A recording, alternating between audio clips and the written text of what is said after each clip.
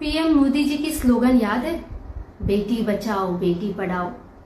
कुमारघाट के उस इंसिडेंट को लेके मुझे बहुत सारे कमेंट्स आए कि मैं कम्युनल हो रही हूँ, ये हो रही हूँ, वो हो रही हूँ। बहुत सारे अच्छे आए, बुरे आए, बहुत सारे। आपको ये मैं क्लियर बता दूँ, मेरी देश में, इंडिया में, चाहे किसी भी गली में, कोने में, मेरे देश में कहीं पर भी अगर किसी भी लड़की के साथ ऐसा कुछ भी होता तो मैं आवाज़ उठाती। मेरे लिए किसी भी लड़की की जात, धर्म, वर्ण मैटर नहीं करता। वो लड़की है, वही मेरे लिए सबसे बड़ी बात है। और एक लड़की के साथ ऐसी हरकत होना मैं कभी बर्दाश्त ही नहीं करती। देश की चाहे वो किसी भी कोने में हो, मैं आवाज़ उठाती, हर एक मेरी बहनों के लिए, हर एक मेरी माओं के लिए।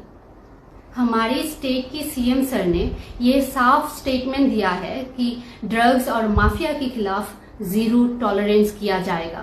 हमारे स्टेट के हर एक अस्पताल में ओएसटी सेंटर बनाया गया है। ओएसटी सेंटर क्या है पता है? ओएसटी सेंटर इसलिए सरकार ने बनाया ताकि ड्रग्स को कंट्रोल कर सके, जो यूथ खराब हो रहे हैं उनको सही कर सके। इसलिए सरकार और प्रशासन हर मुमकिन कोशिश कर रही है और हमें उनका साथ देना चाहिए। ये एक सिंसियर नागरिक का धर्म है।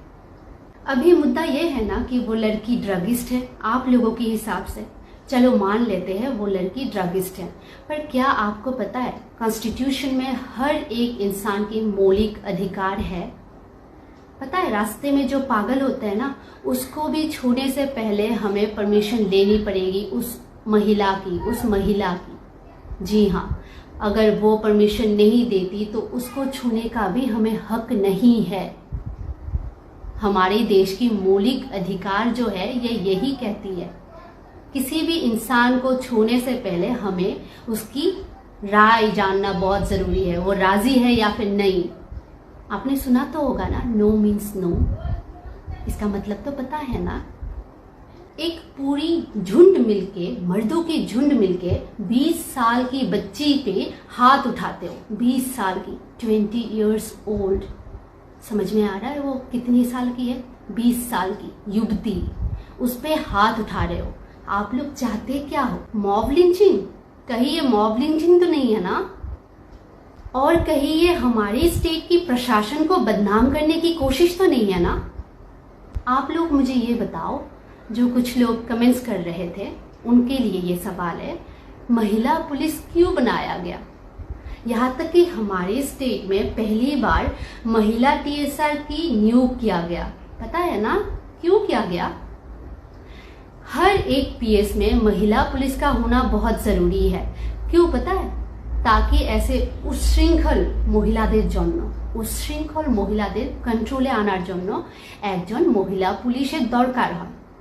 আমাদের স্টেটে মহিলা টিএসআরও নিয়োগ করা হয়েছে। কেন बोलते पारें? जानें अपनारा?